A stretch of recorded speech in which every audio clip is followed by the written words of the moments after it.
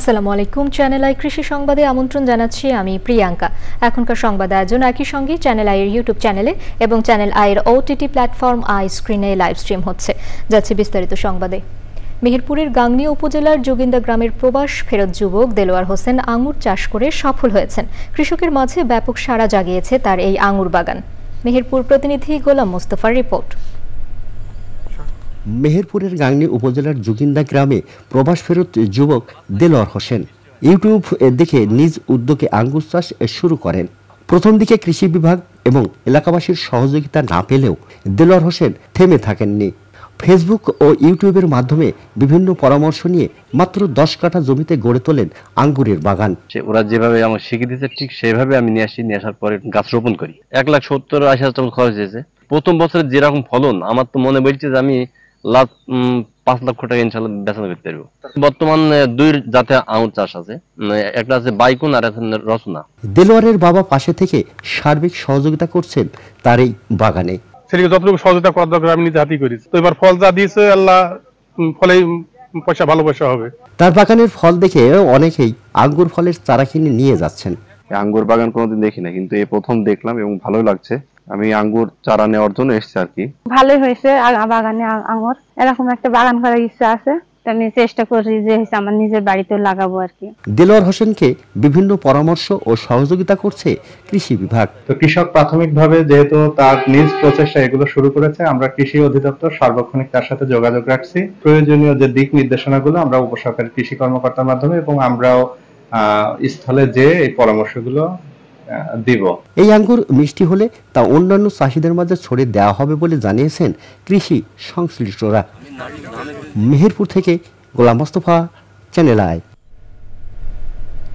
লম্বা ছুটির ফাঁদে রাজধানীর কাঁচা বাজার দোকান খুলতে শুরু করেছে, তবে বিক্রেতার তুলনায় ক্রেতার উপস্থিতি খুব কম। রাজধানী নিউ মার্কেট কাঁচা বাজারের বড় অংশ এখনও বন্ধ। বেশিরভাগ পণ্যের দাম ঈদের আগের মতোই, তবে সামান্য বেড়েছে দেশি পেঁয়াজ সহ কিছু মশলার দাম।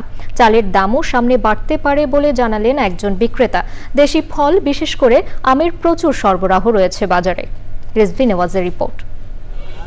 ঈদের পর প্রথম শুক্রবার এদিন রাজধানীর নিউ মার্কেট কাঁচা বাজারে চিরচেনা ভিড় ও ক্রেতা বিক্রেতার হাকডাক একেবারে নেই। নিত্যপণ্যের বাজারে সরবরাহ ভালো, বেশিরভাগ পণ্যের দামও একই রকম। পেঁয়াজ, আদা, রসুন এগুলি যেমন ঈদের আগে যেরকম দাম ছিল তার চেয়ে 5 টাকা 10 টাকা কেজিতে বেড়ে গেছে। 40 থেকে 100 টাকার মধ্যে সবজির দাম। বিক্রেতারা বলছেন মাছের দামও তুলনামূলক কম। পটল আর ভেন্ডি আর পেঁপে 40 টাকা কেজি। 40 বেশি দামে টমেটো আর হলো শসা।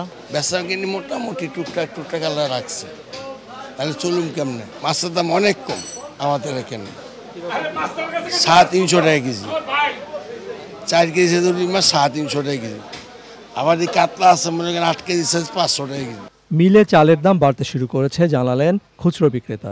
মিনিকেট চাল বিক্রি করতেছি আমরা হলো 75 টাকা, আর হলো আটার চাল হলো 60 টাকা। ফাইজান চাল বিক্রি করতেছি 60 টাকা, আর হলো নাজির চাল হলো 80 থেকে 85 টাকা। মোটা চাল হলো এখন 55 টাকা, যেটা স্বর্ণাগুটি বলে ওটা 55 টাকা। খবর পাইছি যে চালের দামটা একটু বেশি মেলে, ধানের দাম নাকি বাড়ছে। বাজারে হিমসাগর, ল্যাংড়া, আম্রপালি সহ বিভিন্ন জাতের রসালো আম মিলছে, দামও কম। এগুলো 120, 110 এরকম আর কি। হিমসাগর আপনার ওই যে আম্রপালি জাম 200, লেচু 550, 500। ডিম এবং মুরগি দুটোরই দাম ঈদের আগের তুলনায় কম। সোনালী জাতের মুরগি বিক্রি হচ্ছে 280 টাকা করে, আর ডিমের ডজন 120 টাকা। Rizvi Newaz, channel i, Dhaka. ভোলায় তেল জাতীয় ফসল উৎপাদনকারী কৃষকদের মধ্যে পুরস্কার ও সনদ বিতরণ হয়েছে। 2024-25 অর্থ বছরে তেল জাতীয় ফসল উৎপাদন বৃদ্ধি প্রকল্পের আওতায় কৃষি সম্প্রসারণ অধিদপ্তরের আয়োজনে এই পুরস্কার ও সনদ বিতরণ অনুষ্ঠান করা হয়। প্রধান অতিথি ছিলেন কৃষি সম্প্রসারণ অধিদপ্তরের উপপরিচালক মোহাম্মদ খায়রুল ইসলাম মল্লিক। সভাপতিত্ব করেন জেলা প্রশিক্ষণ অফিসার ডক্টর শামীম আহমেদ। আয়োজনে জেলার প্রায় 150 জন কৃষক অংশ নেন। অনুষ্ঠান শেষে 5 জন সফল কৃষকদের পুরস্কার ও সনদপত্র দেয়া হয়।